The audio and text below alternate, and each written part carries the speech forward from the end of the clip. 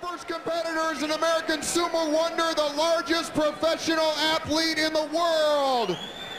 He is from Rahway, New Jersey, second in the 1992 World Sumo Championships and third place at the 1990 U.S. Judo Nationals. Please welcome 6'8", 618-pound Emmanuel Yarborough.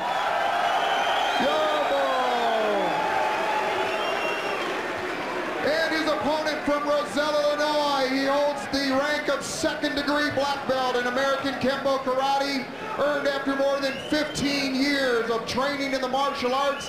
5'11", weighing 200 pounds, fighting out of the red corner, an amateur boxing record of 12-0, 11 by KO. Please welcome Keith Hackney.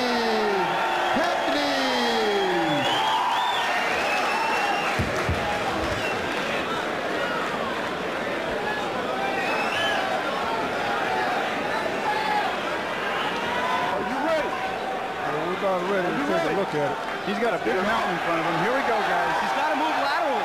He's got to stay away. He does. He does. He's got to stay away and try to hurt him. Taylor Tooley took a beating. He lasted about 2 minutes. Get Gerard Gordeau in UFC 1. That was the last team we got. Emmanuel gets hit. He's down. Here he goes. Going to the now he's on top of Scott. Keith is taking it bad. Got to be quick. He's got to be quick. He should get out of there. He's got to get out of the corner.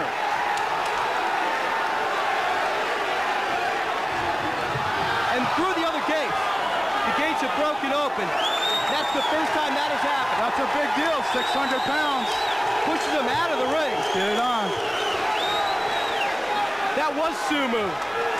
If you think about it, Ben, that is ultimate sumo. That was interesting. He tried to do an old type of choke with both of his fists on the inside of his neck in Yarborough. It's really interesting. It's very difficult to pull that off. I can't emphasize this enough. Yarborough is coming with sumo and judo. And they're talking to each other inside the ring. He has to stick and move. He has to move. Really get. He's got to cut off the ring. Yarborough has to really cut the ring off. But it's very difficult. He's such a big man. Keith is also known for his low leg kicks. Low leg kicks. I don't think he can hurt him with the kick. I don't think he can hurt him with the leg or anything. He has too much weight planted. I don't think he can get any leverage against it. Won't hurt him. Finally got the leg. Won't hurt him.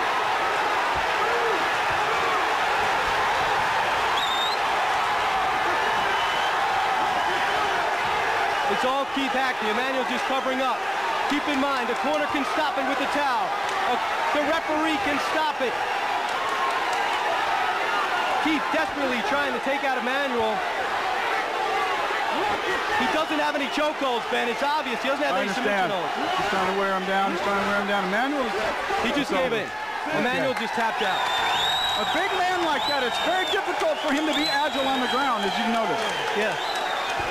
It was a series of rights and lefts, Jim. It didn't look like anything fancy. Got him on the ground and simply beat him. It's a matter of agility. The lack of agility nullifies all size. Now you get to hear the official announcement. Emmanuel Yarborough gets $1,000 for his effort. Keith Hackney moves on into the semifinals where he will make at least $5,000. He advances. Keith Hackney, who is so calm, so cool, so collected, has advanced. And he beat a bigger man again. Sumo once again goes down. And I'll tell you, it looked like Emmanuel was gaining confidence as that bout was going on. He was just seemed so out of touch with being on the ground, Jim, and being out of control. It was a new environment for him. Let's go to the replay one more time of Emmanuel actually hitting the canvas. Now here they are standing straight up. Emmanuel looks very confident. It's simply a wild right. This happened very early on in the fight. Emmanuel gets hit with his first punch, goes down. Unbelievable. Were you expecting this to happen? No, not in the least bit. I thought I would be able to mount the offense, and just wasn't able to put it together. You know what? It was never incredible. been hit flush before. It was absolutely incredible. The way you sat there, you were taking it, and it was just almost like you couldn't get up. That was part of the strategy, was to take some abuse, but you can only go but so far. Emmanuel, you're a true champion for getting in the octagon. It was a real treat to have you here. You got a big heart. It was great seeing you fight. You're a real true asset to the art. It's great having you here. Thank you. Back to you, Brian. Let's go to a replay right here. Here is Keith just teeing off. Emmanuel is virtually helpless. Now he goes down to the ground. He's going to try to withstand the pain, but he's simply in an environment he's not used to being in. Yeah. No agility on the floor, no agility standing up. What you saw, I think Emmanuel's only chance was early on when he got a hold of him. This is the hit that really sent him into submission. What's interesting here is the agility of a big man on the ground. There's so much weight there. It's very difficult for him to be agile or quick enough, because it's just really incredible. I anticipated him to like pick him away if he could, but I thought Emmanuel had him over there earlier when he had him down. He really worked out. He wiggled out of it and got out. One thing I couldn't believe, first time we've ever seen someone go flying into the octagon wall and having a gate open up. How strong is this man, Emmanuel Yarborough? Actually, he does cut his teeth here, and he does make some news. Enough, obviously. All right.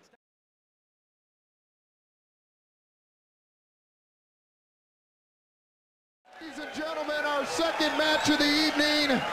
Please welcome, out of the blue corner, ranked #2 in the world by Japanese Pancreas Association in the deadly art of shoot fighting. He's 30 years old, from Lockford, California, is called back to the octagon by public demand after losing an exciting semifinal match to champion Royce Gracie in the first Ultimate Fighting Championship.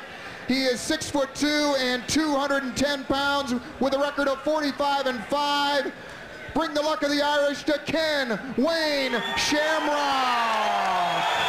Shamrock. Very popular with the crowd. He's in all the promotion. And please welcome the second-degree black belt fighting out of the red corner.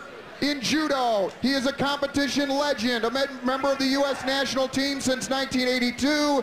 He has been the Arizona State champion more than 10 times, a gold medalist at both the U.S. International Open in '87 and the Coup de Paris in '83. Ranked #2 in the 86-kilogram judoka in the U.S., 34 years old, 5'10", Christophe Leininger.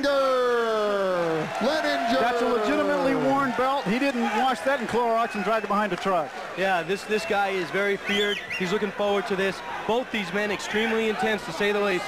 This could be one of the best fights you see all night long. You ready? Are you ready? John McCarthy giving the final warnings. Here goes a clinch. Here goes a clinch.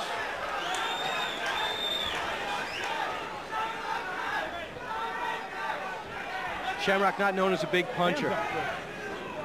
He punches when he's on the ground very effectively because he'll hold you really tight. There's no space. That hand will come around and hurt you. He took out Pat Smith with an ankle lock. Yes, he did. Hit him a few times, too, really effectively. There won't be a lot of punches in this, I don't think. I think they're just strategizing, trying to find the right way. It's an art to shoot in on your opponent. Here we go. Shamrock keeping him back with the hands. Here we go. And look at this. He waits for him to shoot in. Shamrock on top of him. He knows so many submission holds at any moment it could be over. You got to think offense and defense. You really do. Ken right now is in a really good position. He's going to put all of his weight on him here. That's a Gracie position. It reminds me, it's reminiscent of a Gracie punch. Actually, get him to move his arm. He's in Leininger's guard, actually. So Leininger's in a really good position right now if he could get out of this. He has more weapons to use because Ken's don't have both of his legs tied up. Ken Shamrock extremely popular with the crowd, but taking a beating right now on the top of his head. He's going to be forced to do something. You would think that the guy on the bottom would be the most vulnerable guy. That's true if he's in the mounted position. If he's in this position, he has a lot of leverage, actually. It does not look like Ken has either hand. Now he has one. Now he's got two.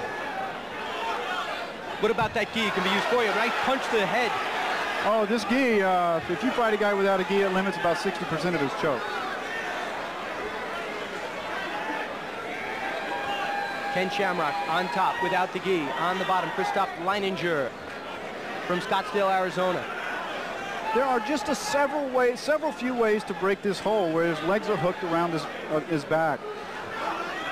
Hey, Jim, are they jawing at each other? Can you see from your angle? No, I don't think they're doing the jawing, big guy. Yes, he's getting into position for headbutts, yes. And there's one back to you, he said. This is turning into the battle we all thought it would be. These guys don't want to fight a long time here. They want to get this over as fast as they can. A lot of fights left tonight. Second bout, Ultimate Fighting Championship. First one won by Keith Hackney. You're looking at the second one tonight. There'll be 4 elimination bouts, then move on to the semifinals. These guys are both schooled on the ground and have spent a lot of time doing this. And this is a chess game. Use absolutely their weight against each other, and it's just a little chess game from side to side. These little punches and all aren't designed to knock anyone out. They're just designed to get the guy's leverage against them, to make him move or extend an arm so he could go for an arm lock or some other move. Here we go. He's passing the guard. There's been some movement. Yep. He's going for a triangle. He slipped out of the triangle.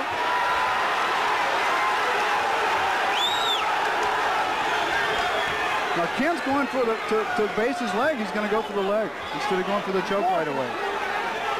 Now this is reminiscent of collegiate wrestling. Ken's in a good position here right now.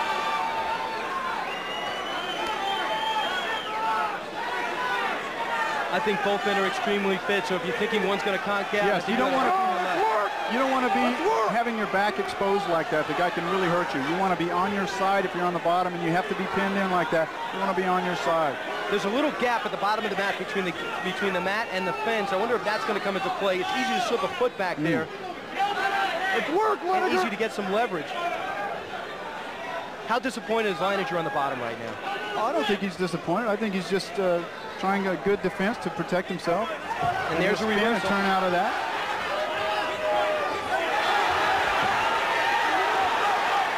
Watch your mat.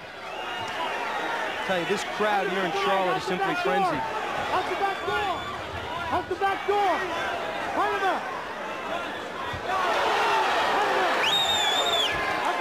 Punches are thrown, and also thinking 2 or 3 moves ahead. Shamrock on top. He's in the red trunks. Ken may go for a footlock here because the legs are open. They're not on his hips. He may grab the leg and go for a footlock. He can tell when those legs are open. Let's get a time on this bout. Let's get a time on this bout. This is approaching one of the longest bouts we've seen here at UFC.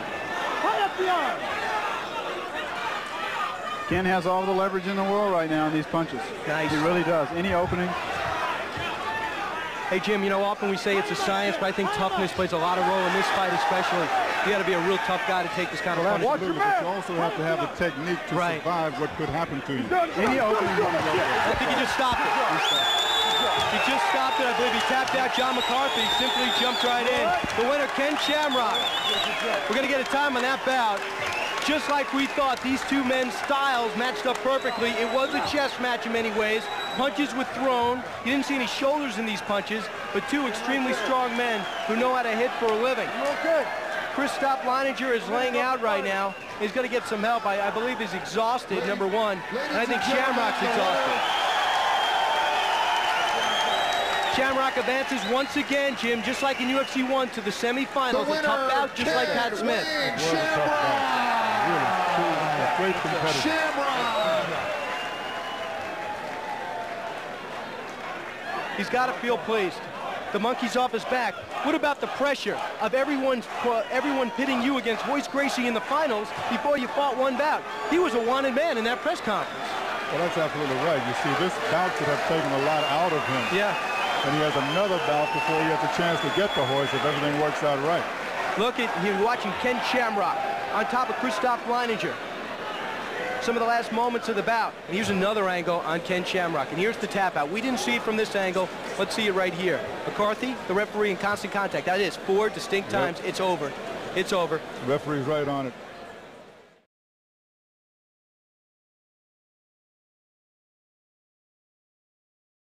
Ontario, Canada sends us our next competitor out of the red corner, holding multiple black belts in Chito-Ryu and Goju-Ryu Karate and Jiu-Jitsu Kai.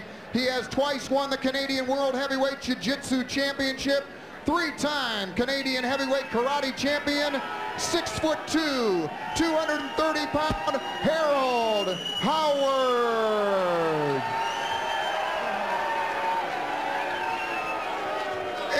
Please welcome out of the blue corner, 26 years old, certified in Muay Thai kickboxing through the World Headquarters Academy of Martial Arts. He holds a 3rd degree in black belt combat karate. He has a professional record of 27-0, 24 by KO, a native of Charlotte, North Carolina. Please welcome Roland Payne. Watch for the techniques of the Muay Thai fighter to be a little more crisp on the inside. I think Harold will be a little more unorthodox. Let's check it out here. Are you ready? Harold Howard. Get that corner. Is simply so reminiscent of John Matuzak, if you ask me. He reminds me of John Matuzak. He favors him quite a lot. There's the punch to the head. He's a low kicker, and he goes down. They grapple quick. What a recovery by Payne. Yeah, he popped up really quick.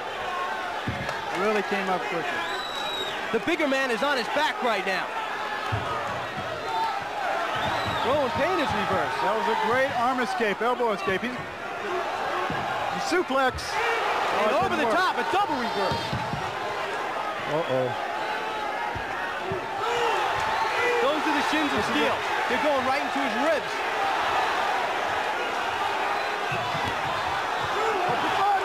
And Payne is down. Strong technique. You saw him shatter. This was a give and take bout, and just when you looked as though Payne was getting in control, one shot. One shot. The referee saw it. Harold Howard advances. 6'2", 230 pounds from Ontario, Canada, the Canadian Jiu-Jitsu champion for 2 past years. Let's take a look at a replay that still has Roland Payne out. Look at Payne. He's being the aggressor there. A kick again. That's as many kicks as we've seen in this tournament. Pushing the bigger man back. Howard throws it right, and there's the uppercut. Now Roland looks like he's dazed there, and there it is. Whoa. Right on the temple. Referee John McCarthy jumps in right away. It's a good thing, though. Roland Payne, the hometown guy, was tapping out. For more, let's go to Ben Perry. And we're not going to go right now because Harold Howard has elected to go back.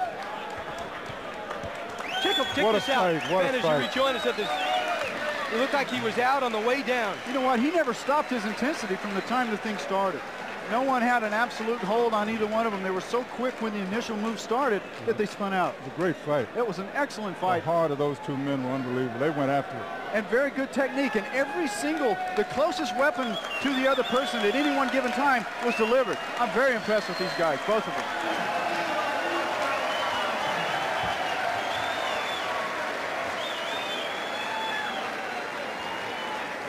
The strength of Howard seems, you know what? Unbelievable. The straight right hand, that's the hand we saw him break that cement bag. That was a cement bag that he hit and broke.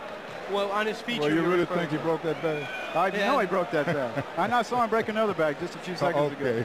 Now yeah, that was the one I saw. I think Roland Payne is sure that he broke that bag right now because it's amazing to have that kind of power in your forearms and in your shins when it comes to Roland Payne.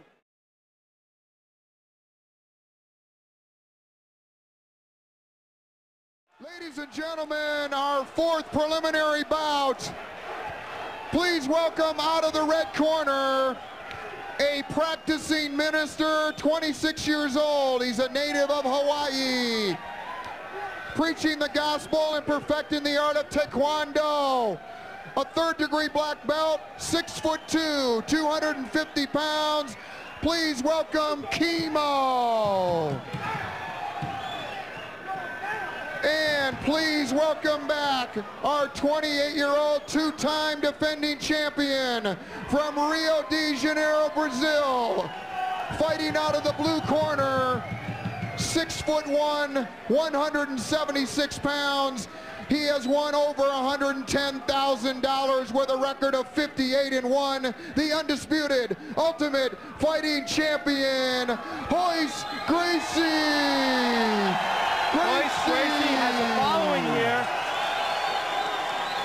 Everyone knows who he is. He's done the interviews. He's got a hit video in UFC 2. And he's finally getting some of the acclaim he deserves. And they're about to mix it up now. And he's got a lot of talent. You won't see the intensity that came from the other fighters. You'll see a very strategic guy here. You saw a kick by Royce. This is the longest we've seen him standing up. He doesn't want to go to the ground. Kimo's really fighting to not go to the ground. The strength on Kimo is incredible. And there's the... Hey, go! Go!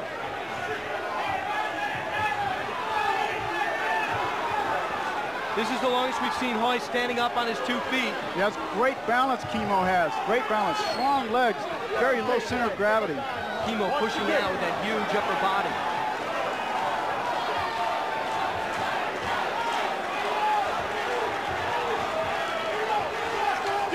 In all the bouts that Royce has had, he's only fought a total of 10 minutes, maybe closer to 11, but that's all that Royce has been in the ring. Kimo is keeping Royce on his feet. He's got to feel good about what he's done so far.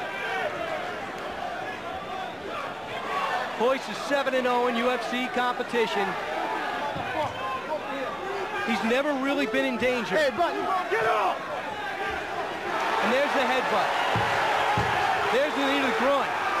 He's got to get him to the ground. He's got to knock Kimo down. And you see his dad, Helio, 82 years old, coaching him right behind him. Right there. His strategy right now is to just hold on to him, tie him up to keep him getting hit. He just doesn't want to get hurt or hit right now. Kimo's using a lot of energy to stay on his feet. And there he is. Here we go. Here we go.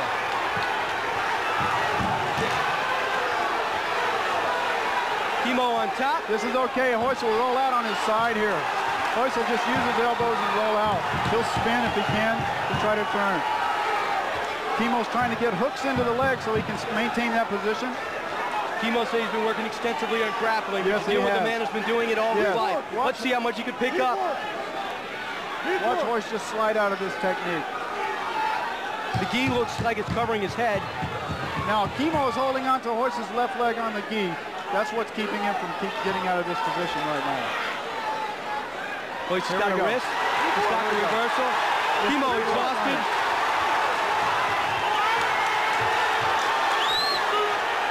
Both men showing great endurance. Royce protecting his face with his right arm. Royce Gracie's in a battle here. There's no question about it. Yes, he is. He is in a battle. And his gi is virtually off.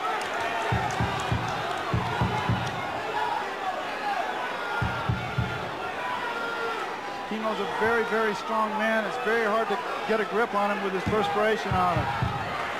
Both men from the West Coast. Kimo from Hawaii.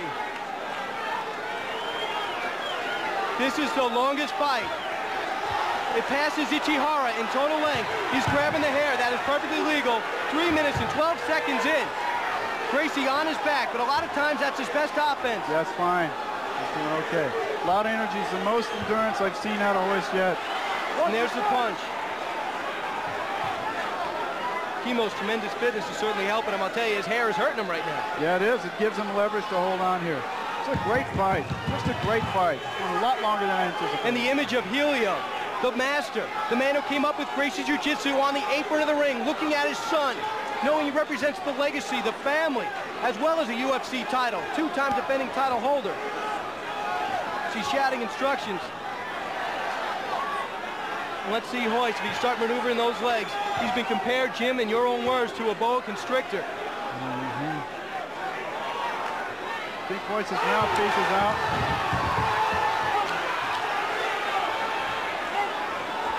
Royce looks like he's got some scrapes on his He might forehead. go for a suplex here if he can get his weight on him. Royce should just sit down and put all his weight so he can't lift him off the ground here. Yes.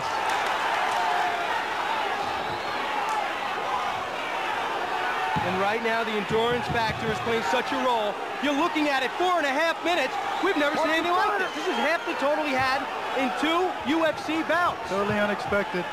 Royce is trying to get the arm. And look at this. He's trying to get the arm here. He's trying to get an arm lock. He's got him. Kimo tapped out. Kimo tapped out. What a great fight that was. What a great fight. He won an interview. He won an interview.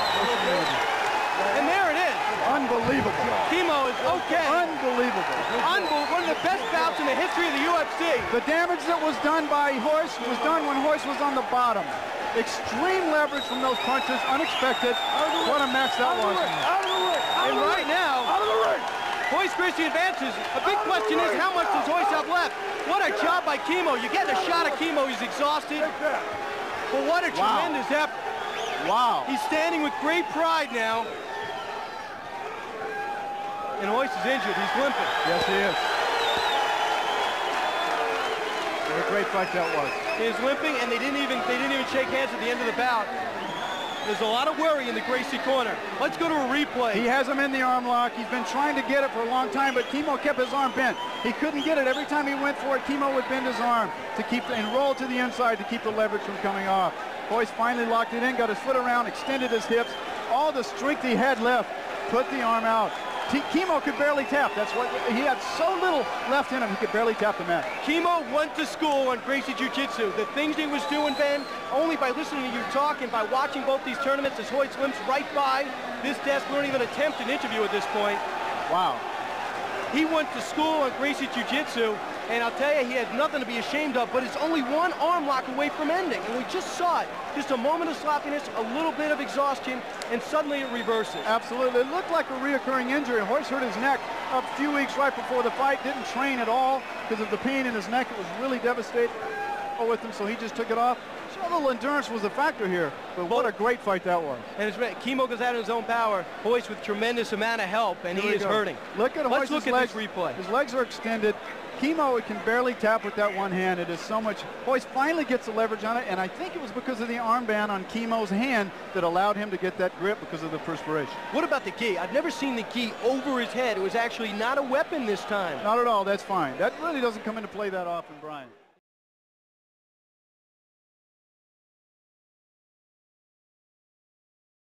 Ladies and gentlemen, this is our first semifinal. Please welcome our alternate for the first match, fighting out of the blue corner, a first-level master at Shaolin Kung Fu. He is a 1993 heavyweight champion of both the U.S. Wushu Kung Fu and the North American Chinese Martial Arts Federation tournaments. In the service, this 28-year-old, 5'11", 220-pound martial artist also represented the U.S. boxing team with a record of 3-1-1 from the country capital of the world, Nashville, Tennessee, Felix Lee Mitchell. And please welcome back his opponent, a first-round winner, a master at the deadly art of shoot fighting, from Lockford, California, with a record of 45-5 out of the red corner, Ken Wayne Shamrock. Shamrock. The people here in Charlotte, these fighters, Jim, a man after your own heart, a corrections officer. You do so much work in the prisons. Here's a guy. He's got an art, he's got a discipline, and he's deciding to put it to work. Brian, I don't think that's going to help him. Ready? Yeah. He's probably spending too much time guarding those inmates. Hands up in the air. Shamrock, of course, probably looking to take him down. Ben maybe being a little presumptuous at that point. I don't think Ken wants to go to the ground. He doesn't want to fight him. He doesn't want to get hurt or get hit or whatever. He wants to take him down and finish him off if he can. He did take some punches to the head from Christophe Leininger, but he looks very fresh as anyone in the semifinals. It takes a lot of energy to stay on your feet like that when a guy's trying to pull you down, actually, because the guy has his weight going for him when he locks up to you like this and tries to pull you down. He knows he doesn't want to go. Look at his hands. Ken will probably punch him. Let's go, let's work. Probably release this, go for a punch, try to take him down. He sees that opening because he can move his head to the left and bring that right hand over. Here we go. There's the upper body match. It's hard to imagine a man stronger than Ken Shamrock at this weight. Ken, by the way, was drafted by the San Diego Chargers. Decided, no, I'd rather get into some wrestling, earn my money a little bit harder. Where he wants to be. He can go for the choke while he's standing right here. It's not what you want to do. He's got to pivot if he can. He's got to turn to his left to pivot out of this neck break. Felix, he needed the grind. Yeah, if he can get his hand up on that arm like that, that's good. He pulled out. Ken looks totally in control, feeling very confident right now. Elbow to the ribs. Now, if Ken can get the other arm out, he'll go for the choke with that hand. He'll tie the hand up and then go for it here. Come on. There you go.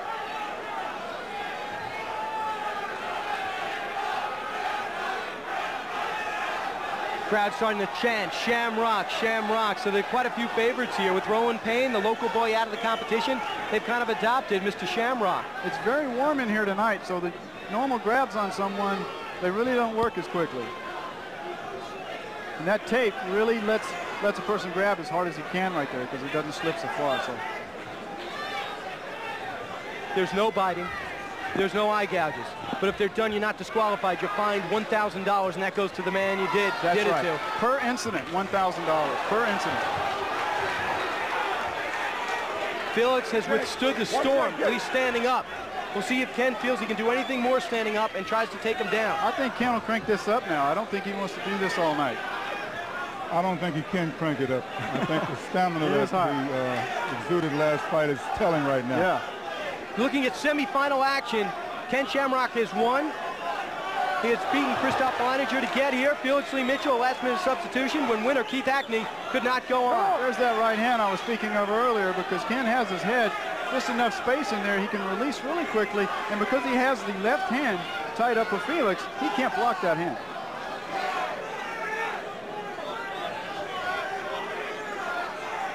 Shamrock listening to the crowd saying, Shamrock, come on.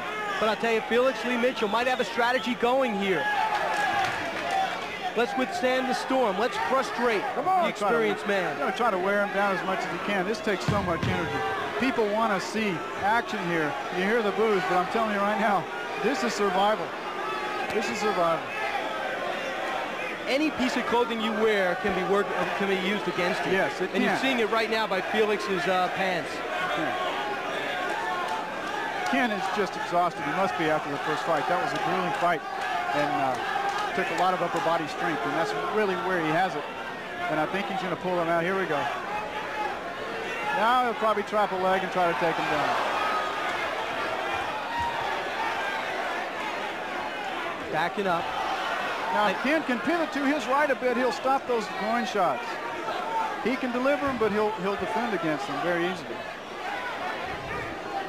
Those punches to the hip don't do anything. The greatest enemy in any contest is fatigue. There's nothing you can do about it. We watched it with Kimo. And there he goes, he's down. Ken has a series of submission holds. He's got ankle locks, he's got arm locks. Let's see if he can put any on. Yes, it'll be very hard to get out of it. I think Ken's in good shape here.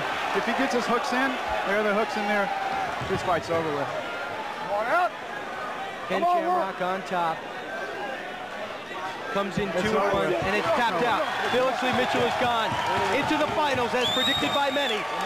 Ken Shamrock. Ken won't interview. Ken won't interview. And Ken does not want to talk into the finals. You hear Ben saying, and I'll tell you one thing. Check this out, Ben. We got an ankle problem, a very serious ankle problem, as his dad comes in the ring to put the robe on. Unbelievable. These champions tonight are really showing what it's got, man. They're really being torn out. They have to go to everything they have. This is unbelievable compared to the other two. These guys around the world are getting ready for this stuff. Everybody's getting prepared. People are seeing it, and they are getting prepared accordingly. Felix Lee Mitchell, nothing to be ashamed of. Think about it, guys. He found out 10 minutes before the bout who he was fighting, and then he was fighting. I said in UFC 2 that after Jim asked me, he said, how long would it take after 6 months or so can you become proficient at ground grappling or Gracie Jiu-Jitsu?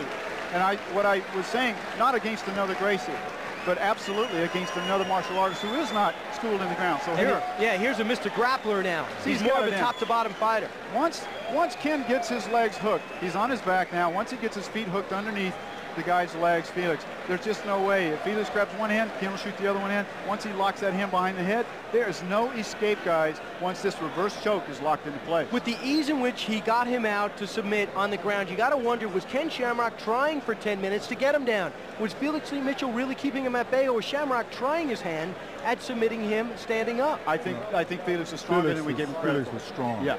A lot of upper body strength, a lot of determination. It was very difficult for Ken. I'm sure.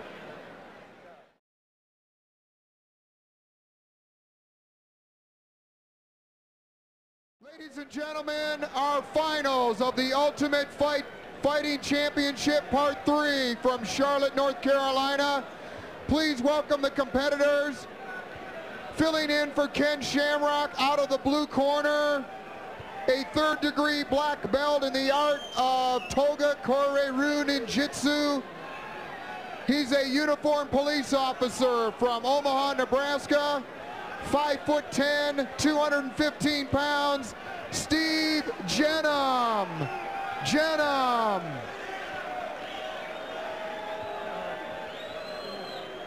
And his opponent back for the finals from Ontario, Canada, a black belt, a Canadian World Heavyweight Champion in Jiu-Jitsu, and 3-time Canadian Heavyweight Karate Champion, 6'2", 230-pound Harold Howard. Howard.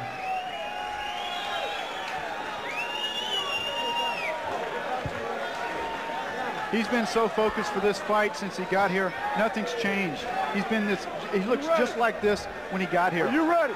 Referee John McCarthy says, let's get it underway. Here we go.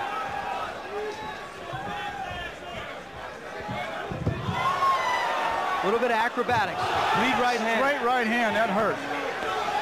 That hurt, Steve. Duck the punch, he's going for the ground. Hey.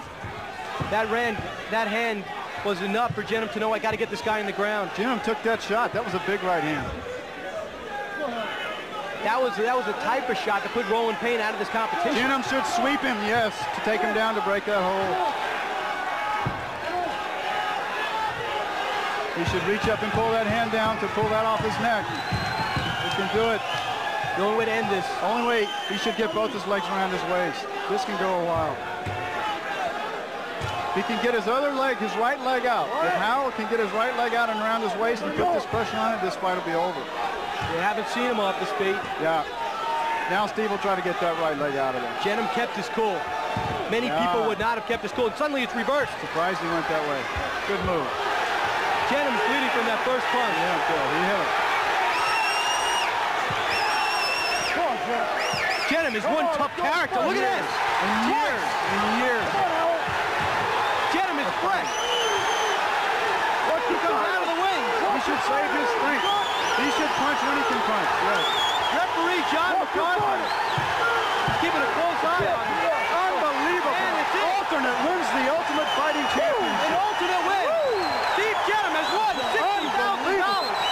He is the Ultimate Fighting Champion. It's the first time in 3 UFC bouts that we have an alternate win it all. He is ecstatic, and Jim, what guts it took after he took that blow to keep his cool. Walk around there, Jennum. The Nebraska policeman is the UFC champion. He's the creative and innovative martial arts strategy. It's a combat system. He did it himself. And look at the respect between the two fighters. Harold Howard embraces it. Good job. You're a tough man. Ben Perry is working his way up into the crowd. Turn it around. To present the check. Turn it around. Shake his hand. Good job. Outstanding job. I'll tell you something, Brian. When we see him again, he's going to be in trouble. Yeah, he's going to be a marked man. He should enjoy this. Yeah. What can you say about Steve Jennum? When he took that right hand, a lesser man might have said, hey, Kay, that's not enough. Steve Jennum was actually leaving the ring. Jimmy was leaving the ring without getting his money. That's intensity. And you carried it all the way through the end of the fight. Well, I told you if it worked, it worked. And it didn't, I didn't. So in the end, it didn't. I love your children. I love your wife, and I believe it or not, I love my family too. It's unbelievable. Just a true champion. It's just super. It's a great fight. It's a really good fight. Ben Perry talks to Harold Howard.